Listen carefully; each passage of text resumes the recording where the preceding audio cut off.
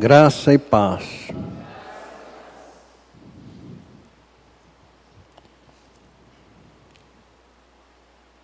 Hoje, último domingo do mês de setembro.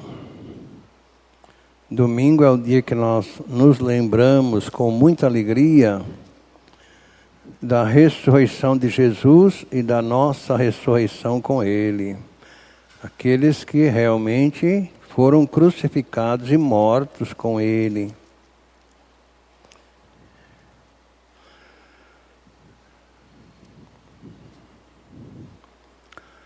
Judas Iscariotes traiu Jesus. Mas tem o outro Judas que é irmão de Jesus. Há muita exploração quanto a quantos irmãos Jesus teve. E quantos irmãos ele teve por parte de Maria. Porque Jesus não nasceu por parte de José. Ele nasceu do Espírito Santo no ventre de Maria. Então, Judas, ele começa a sua epístola dizendo assim, Judas não tem capítulo, meu irmão, só versículos, porque ele só tem um capítulo, né? Então ele começa dizendo assim, Judas, servo de Jesus Cristo e irmão de Tiago, aos chamados, amados em Deus Pai e guardados em Jesus Cristo. A misericórdia, a paz e o amor vos sejam multiplicados. Amados, quando empregava toda a diligência em escrever-vos acerca da nossa comum salvação, foi que me senti obrigado a corresponder-me convosco, exortando-vos a batalhardes diligentemente pela fé, que uma vez por todas foi entregue aos santos. Pois certos indivíduos se introduziram com dissimulação, os quais desde muito foram antecipadamente pronunciados para esta condenação, homens ímpios que transformam em libertinagem a graça de nosso Deus e negam o nosso único soberano e Senhor Jesus Cristo. Nós te agradecemos, Pai querido e amado, por estarmos aqui com a Tua palavra aberta em nossa própria língua, com estes amados que vieram para te louvar, te agradecer e serem edificados pela Tua palavra, e para aqueles que ainda não conhecem a experiência do novo nascimento, que o Espírito Santo, que o Senhor nos deu na ressurreição juntamente com Cristo, Ele mesmo há de convencer aqueles que ainda não têm a experiência do novo nascimento. E o Senhor, meu Pai querido e amado, aceite a minha gratidão por ser teu filho sem merecer, mas por tua misericórdia. E aceite a minha gratidão pelo Espírito Santo que o Senhor me deu na ressurreição juntamente com Cristo. E eu entrego a direção de tudo que for tratado aqui ao Espírito Santo. Glória a Ti, meu Pai, em nome de Jesus. Amém. Podem sentar, amados. Aqui então, Judas apresenta Tiago como irmão dele e irmão de Jesus. Quando ele diz ali, servo de Jesus Cristo, ele está se colocando como o irmão mais novo de Jesus, ou seja, mais novo que Jesus. Porque quando a gente nasce de novo, Jesus é o Senhor. Para aqueles que ainda não têm esta experiência, eles são servos de Deus. Mas para quem tem a experiência do novo nascimento, são servos de Jesus. Então Judas está colocando aqui a posição certa, claro. E servo de Jesus são aqueles que obedecem ao seu Senhor. E ele então chama-nos a atenção aqui com um ponto tão maravilhoso. Ele diz: aos chamados, amados em Deus Pai e guardados em Jesus Cristo. Que maravilha para aqueles que nascem de novo. Eles são amados de Deus, são guardados em Jesus Cristo. O texto que nós acabamos de ouvir na abertura diz isso, né? Quando nós fomos ressuscitados com Cristo, a nossa vida está guardada. Então aqui, agora, é Jesus que nos guarda. Aquela vida velha ficou guardada. Senão alguém ia pegá-la de volta em alguns momentos. Mas a velha vida está guardada lá. Essa aqui você não pega mais. Agora a vida nova é guardada por Jesus Cristo. Ele começa na sua epístola tratando desta bênção e termina esta epístola dizendo: ora, aquele que é poderoso para vos guardar de tropeçar e para vos apresentar com exultação, imaculados diante da sua glória. Ele começou mostrando que é Jesus que guarda e deixa aqui para nós: ao único Deus, nosso Salvador, mediante Jesus Cristo. Ele colocou a posição certa. Embora há tantas e tantas pregações erradas, ele mostrou aqui: ao único Deus, nosso Salvador, mediante Jesus. Não é mediante aquilo que nós fazemos ou deixamos de fazer. Senhor nosso, glória, majestade, império e soberania, antes de todas as coisas, e agora, e por todos os séculos. Amém. Então Judas colocou aqui para nós esta experiência. E ele não deixou nenhum local aqui na sua epístola onde nós precisamos fazer alguma coisa para ganhar a vida eterna. Isso é tudo colocação humana. Agora, quantos irmãos Jesus teve?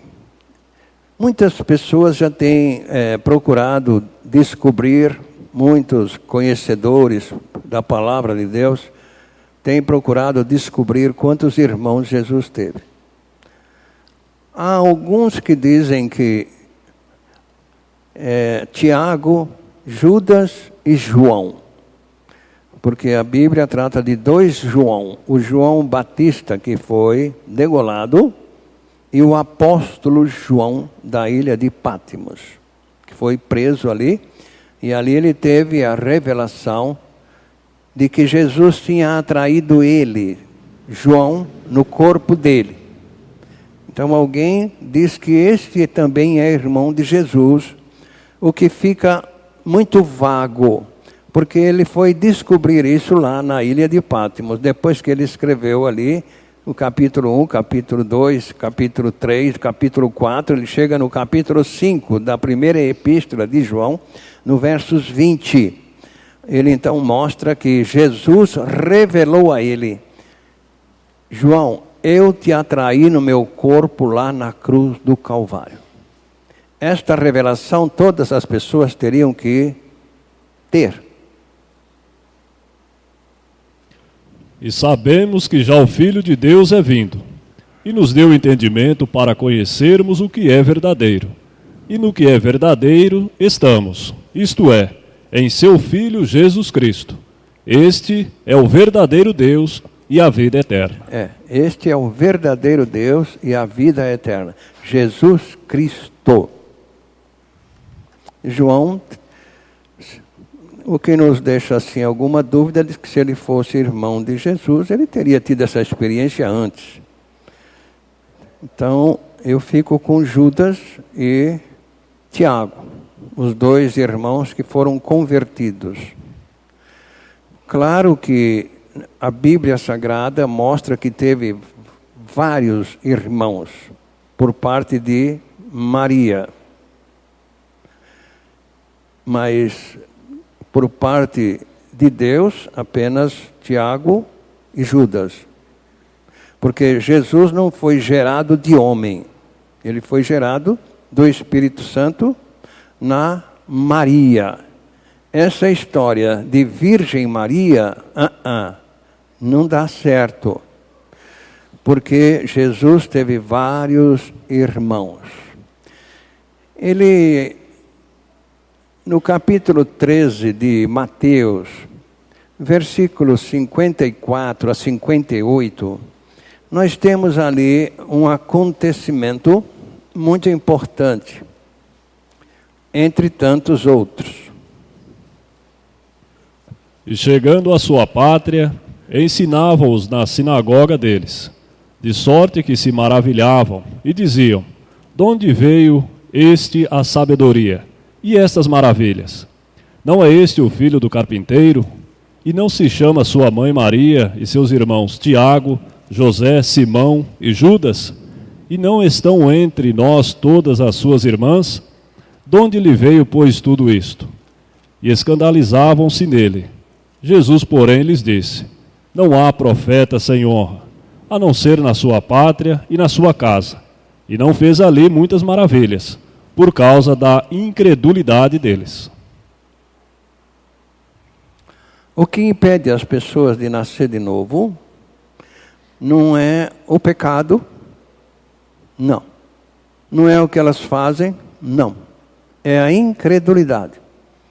O Senhor Jesus Cristo disse que ele chegou a esta conclusão. Não fez muitos milagres por causa da incredulidade daquelas pessoas. E o maior milagre que uma pessoa pode alcançar neste mundo é o milagre do novo nascimento. Esse é o maior milagre.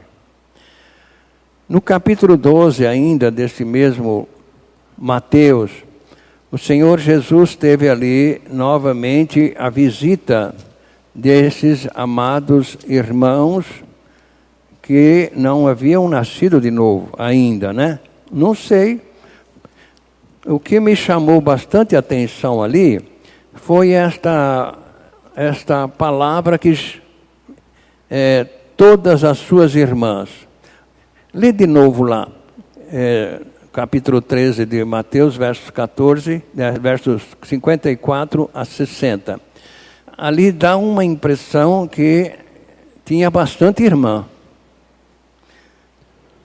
E chegando à sua pátria, ensinava-os na sinagoga deles, de sorte que se maravilhavam e diziam: de onde veio a este a sabedoria e estas maravilhas? Não é este o filho do carpinteiro? E não se chama sua mãe Maria e seus irmãos Tiago, José, Simão e Judas? E não estão entre nós todas as suas irmãs? De onde lhe veio, pois, tudo isto? Todas as suas irmãs. Esse é o ponto que eu queria, né? Então ali está apresentando quatro homens e todas as suas irmãs. Quantas irmãs seriam irmãs de Jesus por parte de Maria? Quantas, né? A gente não sabe. Mas a ideia é de que tinha bastante. Ele já tinha tratado disso no capítulo 40, no capítulo 12 desse mesmo Evangelho segundo Mateus. Ele já tinha tratado disso ali no versículo 46 ao 47. E falando ele ainda à multidão, eis que estavam fora sua mãe e seus irmãos, pretendendo falar-lhe. E disse-lhe alguém: Eis aqui estão ali fora tua mãe e teus irmãos, que querem falar-te. Pode ir até os 50, que ele vai tornar a repetir aquilo que ele falou lá. Porém ele respondendo, disse ao que lhe falara: Quem é minha mãe? E quem são meus irmãos? E estendendo a sua mão para os seus discípulos, disse: Eis aqui minha mãe e meus irmãos, porque qualquer que fizer a vontade de meu Pai que está nos céus, este é meu irmão e irmã e mãe. Fazer a vontade de Jesus, a vontade de Deus, qual que é? É que as pessoas acreditem na promessa que Cristo fez. Esta é a vontade de Deus, ou seja, é o único mandamento que Deus tem aqui no Novo Testamento. Único. 1 João, capítulo 3, verso 22 e 23. E qualquer coisa que lhe pedirmos, dele a receberemos, porque guardamos os seus mandamentos e fazemos o que é agradável à sua vista. E o seu mandamento é este: que creiamos no nome de seu Filho Jesus Cristo, e nos amemos uns aos outros segundo o seu mandamento. Então, ele começou falando dois, mas é um só. É o dele e o do Filho dele. Então, o mandamento de Deus é que as pessoas acreditem na promessa que Jesus fez. Por que a gente chega a esta conclusão? Porque o mandamento de Jesus, que Deus gostaria que nós colocássemos em prática, é aquele de João 15, 12. Né? Então, a vontade, o mandamento de Deus é que as pessoas creiam que Cristo as atraiu no corpo dele e coloquem em prática o mandamento do Filho dele.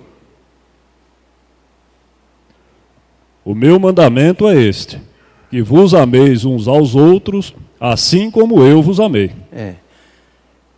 E por que isso aí traz a ideia de que Deus quer que as pessoas acreditem que Cristo as atraiu no corpo dele? Onde é que nós tiramos esta conclusão? Aí no versículo 24 desse mesmo 1 João capítulo 3, no verso, você leu 22 ou 23, agora no 24, o que é que está escrito? E aquele que guarda os seus mandamentos, nele está, e ele nele. E nisto conhecemos que ele está em nós, pelo Espírito que nos tem dado. Ele só dá o Espírito Santo para quem nasce de novo. E ele só gera a pessoa quando a pessoa está em Cristo. Então a conclusão é esta: Deus, o mandamento de Deus é: creia que meu filho te atraiu no corpo dele, para que eu gere você para o meu reino e coloco em você o meu Espírito, que é a única maneira de você amar como o meu filho mandou. Ele colocou a posição certinha, né? Primeiro, que creiais no Filho dele, que o Filho dele vos atraiu no corpo dele. O segundo, que põe em prática aquilo que o Filho dele mandou. E o que o Filho dele mandou é que amemos-nos uns aos outros como ele nos amou. Então fica claro que o que Deus quer é que as pessoas acreditem na promessa que Cristo fez, por várias razões. Entre elas, a nossa geração por Deus. Deus só gera uma pessoa para o reino dele quando a pessoa está em Cristo. E ele, para a pessoa ser gerada, ela tem que estar em Cristo, não tem outro jeito. Porque aí está bem claro, em 2 Coríntios 5, 17 e 18, que é uma obra divina, que é só Deus que pode gerar uma pessoa para o reino dele. Não tem ninguém que pode fazer isso. Não. E ele, esse Deus, só gera a pessoa quando ela está em Cristo Jesus. Por quê? Porque em Cristo Jesus ela foi atraída, crucificada e morta. Agora, sem morte não há novo nascimento. Então, Deus só gera a pessoa quando ela morreu no corpo de Cristo pela fé. Podemos ler esse texto aí então para nós vermos. Assim que se alguém está em Cristo, é nova criatura. As coisas velhas já passaram, e eis que tudo se fez novo. E tudo isto provém de Deus, que nos reconciliou consigo mesmo por Jesus Cristo, e nos deu o ministério da reconciliação. Então, Deus só gera a pessoa para o reino dele quando ela está em Cristo. Aí temos muitas razões, né? Por quê? Porque ele mandou Jesus para isso, não mandou nenhum importante personagem, não. Ele mandou Jesus para salvar o mundo da condenação eterna. Na época tinha muitas pessoas importantes, como Maria. Maria era uma pessoa simples, uma pessoa da roça lá. E ela foi escolhida. Tinha muitas moças esperando que fossem elas. Mas Deus escolheu Maria. E aqui a mesma coisa. Deus enviou Jesus. Tinha muitos religiosos na época. Mas nenhuma religião resolve o problema da pessoa. João capítulo 3, versos 17 e 18. Porque Deus enviou o seu Filho ao mundo, não para que condenasse o mundo, mas para que o mundo fosse salvo por ele. Quem crê nele não é condenado, mas quem não crê já está condenado, porquanto não crê no nome do unigênito Filho de Deus. Então, Deus precisou enviar Jesus porque não tinha ninguém. Então, quando nós acreditamos na promessa que Cristo fez, que o apóstolo João teve a revelação lá na ilha de Pátimos, sozinho, já bem de idade, quase cego. Então, esta revelação é que nos coloca em Cristo. Que revelação?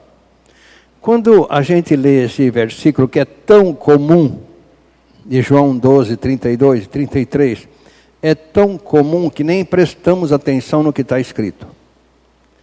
Este é o ponto. E eu, quando for levantado da terra, todos atrairei a mim mesmo. E dizia isto, significando de que morte havia de morrer. Pois é. Se ele prometeu atrair todos, a conclusão que a pessoa teria que chegar era esta: peraí, se ele atraiu todos, eu estou no meio desse todos. Então, se eu estou no meio desse todos, Deus me aceitou. Porque Deus só aceita uma pessoa para ser gerada por ele quando ela está em Cristo, por causa da posição dele ter enviado Jesus para salvar. Então, em 1 Coríntios, nesta epístola que o apóstolo Paulo escreveu à igreja de Coríntios, ele mostrou ali no capítulo 1, versos 30, que Deus só aceita uma pessoa para ser gerada por ele quando ela crê que Cristo atraiu ela no corpo dele.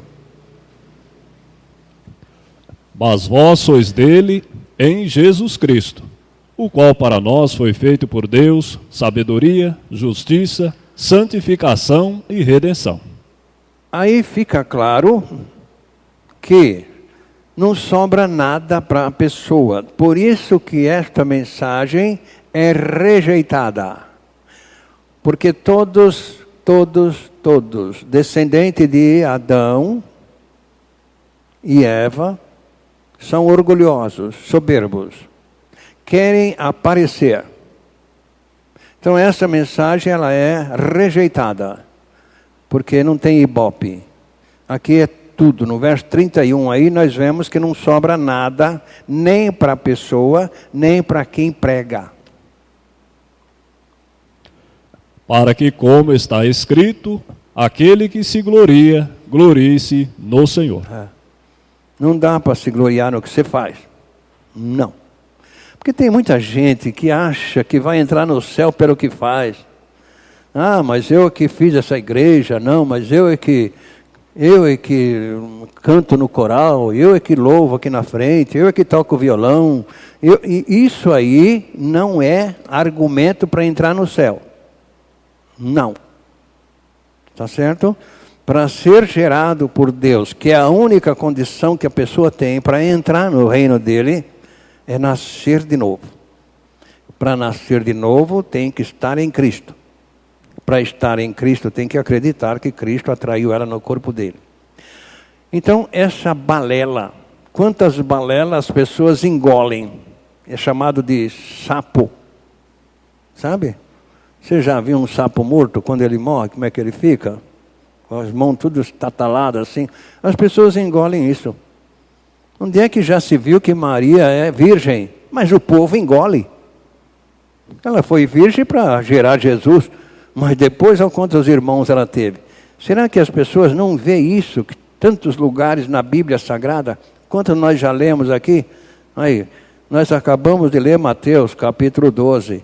E vamos dar uma olhada em Marcos, capítulo 3, 31 a 35. Será que não dá para este povo desconfiar que estão sendo enganados?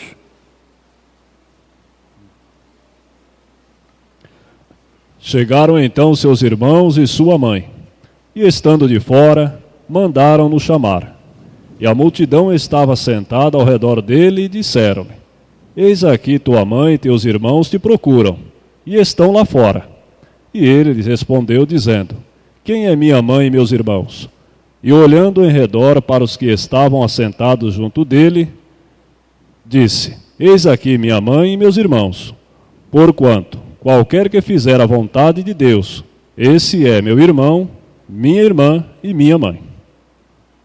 E a vontade de Deus é que creiamos que Cristo nos atraiu no corpo dele. Então esse se torna irmão de Jesus, porque nasce de Deus. Lucas também registrou no capítulo 8, do verso 19 a 21, a respeito deste acontecimento.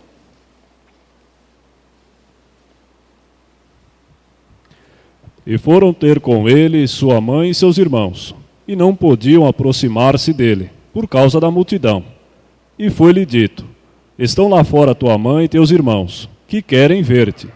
Mas respondendo ele, disse-lhes: Minha mãe e meus irmãos são aqueles que ouvem a palavra de Deus e as executam. Que ouvem? Minha mãe e meus irmãos são aqueles que ouvem a palavra de Deus e a executam. Ah, tem que executar também, é? Mas o povo diz que só acredita. Ah, acreditei, agora eu estou livre, eu faço o que eu quero. Olha o que está escrito em Gálatas 5:1, né? Ah, agora, espera aí, meu querido, espera aí, não é nada disso. Estai, pois, firmes na liberdade com que Cristo nos libertou, e não torneis a meter-vos debaixo do jugo da servidão. Que jugo é esse? É a lei, ele estava tratando ali da lei, aquele povo estava debaixo da lei, agora Jesus veio, resgatou-nos de debaixo da lei, e aquele povo queria voltar. É igualzinho na jornada dos libertos de Faraó. Chegou num certo ponto, vamos voltar, acho que é melhor a gente ser... Sabe, tem gente que é assim. Acho que lá estava melhor, no mundo estava melhor. Estava mesmo, para aqueles que ficam com um pé no mundo e um pé em Cristo Jesus. Então, quantas e quantas passagens nós temos na Bíblia que revela que Jesus teve tantos irmãos e o povo dizendo que Maria é virgem. Peraí, a Virgem Maria aqui. Peraí. Não, mas ele não teve mais irmãos. Mas está escrito aqui, ó, quantos e quantos. Lá em Atos dos Apóstolos, capítulo 1, verso 14, me parece, foi também anotado aqui por Lucas, que escreveu o livro de Atos dos Apóstolos, que eles estavam ali em oração. Todos estes perseveraram unanemente em oração e súplicas, com as mulheres e Maria, mãe de Jesus, e com os seus irmãos. Estavam ali. Maria, mãe de Jesus, e os outros filhos dela. Não sei se era Tiago, Judas e João, isso eu não sei, porque eu conheço pela Bíblia Sagrada com segurança que Tiago e Judas eram irmãos de Jesus por parte de novo nascimento. Irmãs, eu não vi nenhuma, que já procurei na Bíblia, não vi nenhuma irmã de Jesus que nasceu de novo. Quando nós lemos lá que o problema da salvação da pessoa é a incredulidade, a gente fica pensando, mas espera aí, será que... Não, é a incredulidade. O incrédulo não admite que ele precisa de nascer de novo. Quem são os incrédulos? São aqueles que trocam a salvação. Veja o que ele falou aqui no verso 4, Judas Iscariotes. Não, senhor, Judas, irmão de Jesus. Veja o que ele falou aqui. Isso está cheio por aí afora. Pois, pode ler, versículo 4 de Judas. Porque se introduziram alguns que já antes estavam escritos para este mesmo juízo, homens ímpios que convertem em dissolução a graça de Deus e negam a Deus, único dominador e Senhor nosso, Jesus Cristo. Eles negam. Veja bem, eles já estão condenados. Por quê? Porque negam. Homens ímpios que transformam em libertinagem a graça de nosso Deus. Libertinagem. E negam o nosso único, soberano e Senhor Jesus Cristo.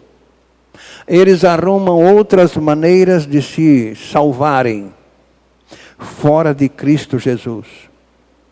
E isso está cheio de pregação nesse sentido. Negam a necessidade de nascer de novo. A necessidade de crer que Cristo os atraiu no corpo dele. Eles estão ofendendo a Deus. Esses são obreiros que acham que... Por quê? Pelo fato dos falsos pregadores arrumarem maneiras para as pessoas fazerem, para elas entrarem no céu. Dali nós temos tantos e tantos. Um é caridade, outro é batismo, outro é etc, etc. Tá? E eles negam esta bênção gloriosa que Cristo nos atraiu para fazer morrer com Ele a velha natureza. E estas pessoas que assim pensam, se tornam malditas. Pessoas que acreditam neste evangelho das obras, estes evangelhos pregados que não precisa morrer para nascer, essas pessoas se tornam malditas. E elas se tornam merecedoras de salvação. Não reconhecem Deus em nada. Eu estou batendo nesta tecla porque eu estou engatilhando um CD neste sentido. A pessoa não agradece. É como um empregado que trabalha o mês inteiro e vai receber seu pagamento, ele não precisa agradecer o patrão. Oh, muito obrigado. Não, senhor, é capaz dele reclamar. Opa, mas só isso? O senhor descontou aqui, isso aqui? Não vai agradecer. Né? E são estes evangelhos pregados por aí que levam as pessoas a este ponto de soberbice e de malditas. Jeremias capítulo 17, versos 5 e 6. Essas pessoas que acham que vão entrar no reino de Deus, pelo que fazem, elas confiam nelas, não no que o Senhor Jesus Cristo fez. Assim diz o Senhor: maldito o homem que confia no homem e faz da carne o seu braço, e aparta o seu coração do Senhor, porque será como a tamargueira no deserto, e não sentirá quando vem o bem. Antes morará nos lugares secos do deserto, na terra salgada e inabitável. Eles não... Agradecer o quê? Eu vou entrar no céu pelo que eu faço? Eles pensam. Eu sou o bom, eu faço isso, faço aquilo, nunca andei errado. Mas aqueles que confiam, que estão indo para o céu, porque Jesus o atraiu no corpo dele, esse agradece. Versículos 7 e 8. Esses sim, esses agradecem a Deus por ter dado fé a eles para crerem que Cristo os atraiu no corpo dele. Bendito o varão que confia no Senhor, e cuja esperança é o Senhor, porque será como a árvore plantada junto às águas, que estende as suas raízes para o ribeiro, e não receia quando vem o calor, mas a sua folha fica verde, e no ano de sequidão não se afadiga, nem deixa de dar fruto. Esses agradecem. E não deixa de dar fruto.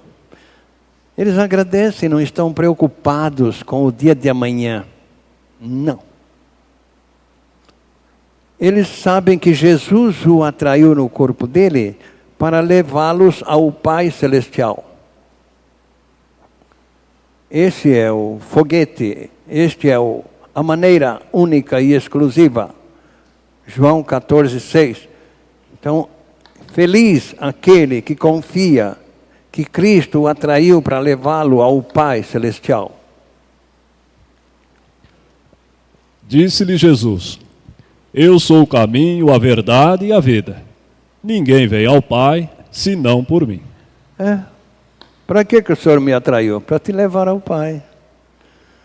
Mas eu fiz isso, fiz aquilo. Até logo. Vai por isso aí então.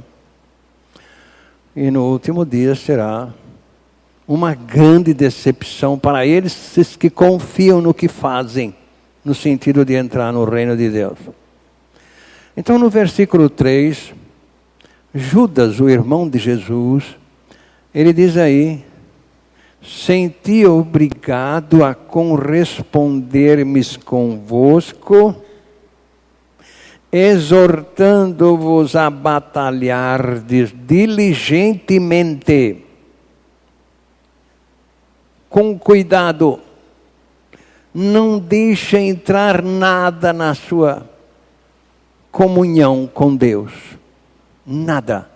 Então, realmente é uma batalha, porque nós somos bombardeados por religião, que quer inculcar nas pessoas que tem que fazer isso, tem que fazer aquilo.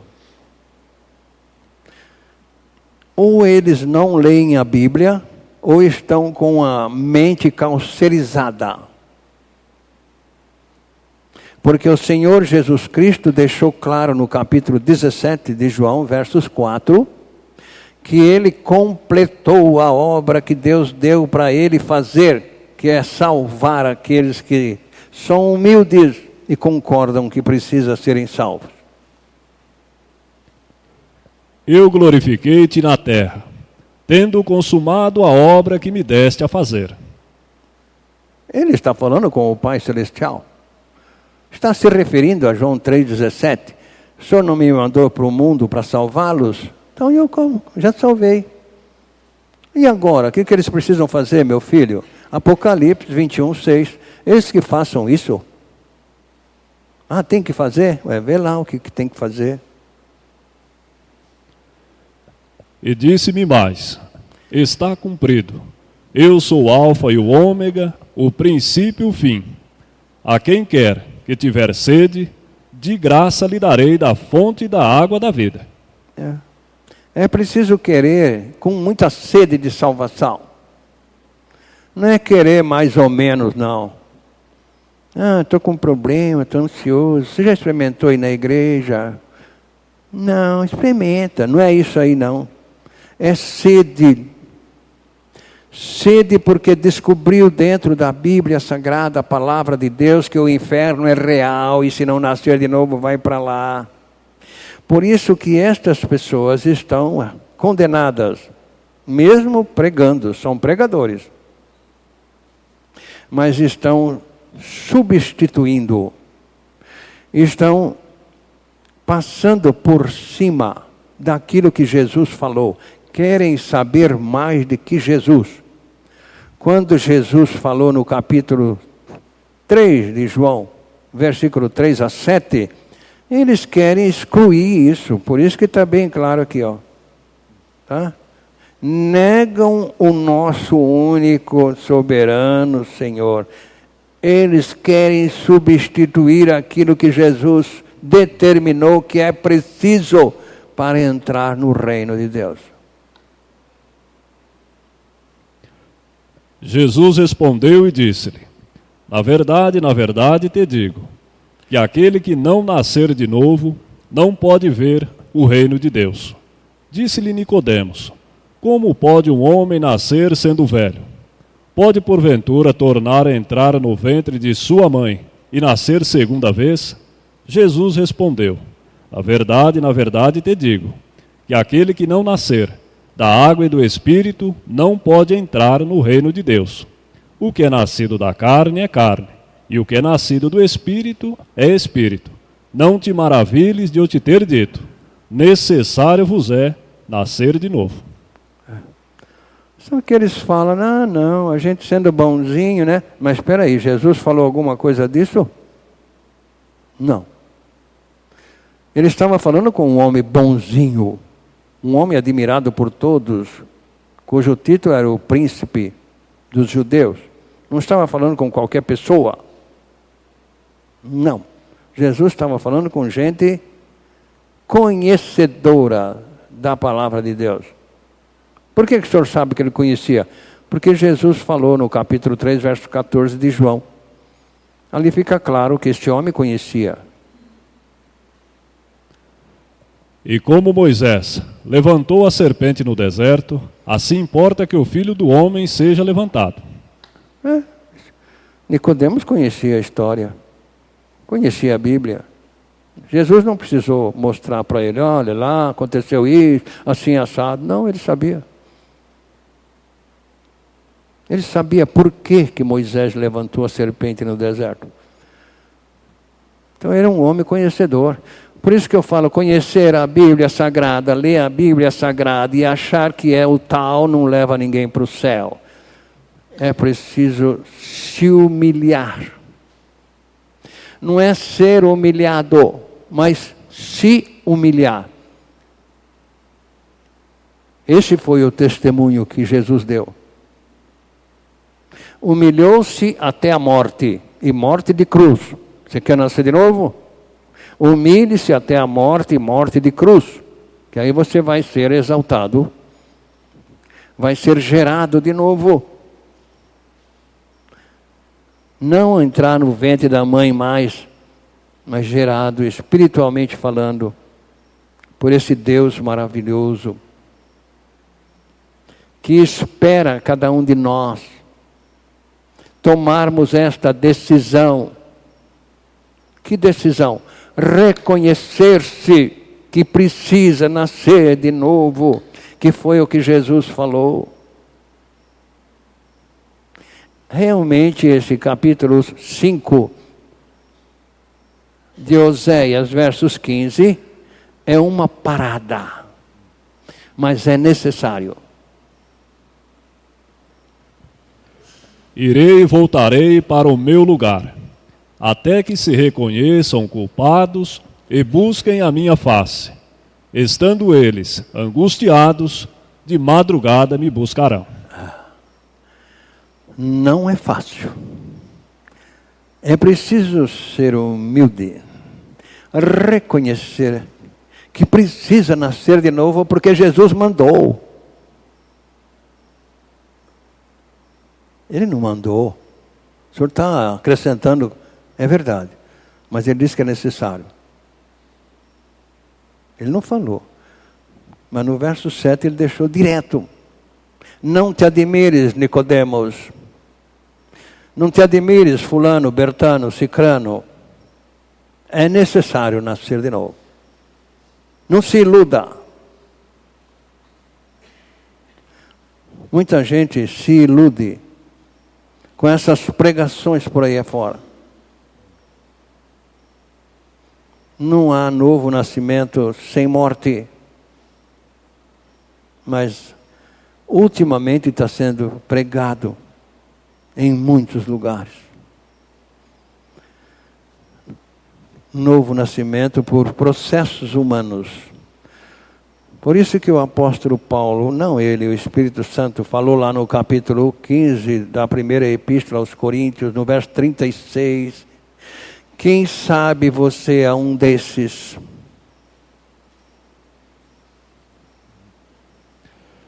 Insensato, o que tu semeias não é vivificado, se primeiro não morrer. É insensatez pregar uma salvação sem morte no corpo de Cristo na cruz. É uma tapiação. E será que o povo não lê a Bíblia? Não sei. É que tem Bíblia de todo tipo. Precisa tomar cuidado. Quando eu falo cuidado com as versões bíblicas, tome cuidado. Porque eles estão retirando os principais textos, substituindo. Saiu uma Bíblia agora que é... Muito cuidado com ela. Bíblia de mensagem. Espera aí, já vem pronta? Oh, então vou comprar essa, que assim não preciso ler. Cai fora. Bíblia com rodapé, comentário, também cai fora, porque foi homem que comentou ali. Então é preciso realmente, amados, conhecer. Conhecer, acreditar. E o que mais que ele falou? O quê? Pôr em prática aquilo que Jesus mandou. Não se iluda. Jesus, segundo o irmão dele, é o Senhor. Aqueles que querem chegar ao Pai Celestial é através da atração no corpo de Cristo. E esse benefício agora levou esta pessoa a ser serva de Jesus, escrava de Jesus, pôr em prática o que Jesus manda. E ele manda que as pessoas que acreditem sejam batizadas. Muita gente quer continuar sendo... Quando eu falo, quem está visitando a nossa comunidade, a pessoa não se manifesta. Mas se ela não foi batizada, ela é visitante. Tem muita gente que quer entrar no céu sendo visitante. Não tem jeito. Não põe em prática o que Jesus mandou. E até chamam Jesus de Senhor. E Jesus chamou atenção sobre isso. Por que vocês me chamam Senhor, Senhor e não fazem o que eu mandou? Mas isso são pensamentos individuais.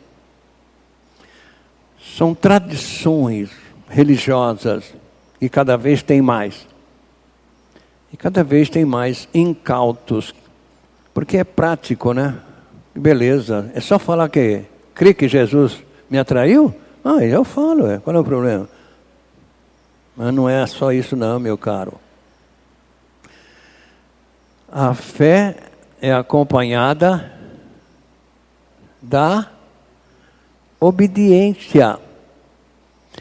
Fé sem obediência não vale nada. E obediência sem fé também não adianta nada. Tem gente que quer ser irmão de Jesus, mas não quer obedecer a Jesus. Então, amados, Judas foi muito feliz aqui. Judas, servo de Deus, não, senhor. Judas, servo de Jesus Cristo. Servo de Deus é para aqueles que não nasceram de novo, porque servo não herda a vida eterna. Servo continua sendo escravo. E escravo de Deus não entra no reino de Deus. Só entra no reino de Deus filhos de Deus. Ah, eu sou servo de Deus. Você vai ficar por lá de fora. Para começar, Deus não precisa de trabalhador. Ah, eu sou obreiro de Deus. Deus não precisa de trabalhador. Ele não precisou de você para criar tudo isso. Ele criou tudo pela palavra. Não tinha ninguém para ajudar ele lá. Agora vai precisar de você para quê? Se ele fez tudo. Ah, mas é que eu sou servo de Deus. Não, servo não herda. Gálatas capítulo 4, versículo 6 e 7. E o 8 também. E porque sois filhos, Deus enviou aos nossos corações o Espírito de seu Filho que clama, Abba, Pai. Assim que já não és mais servo, mas filho. E se és filho, és também herdeiro de Deus por Cristo. E se não é filho? Não é herdeiro de Deus. Não vai entrar no céu.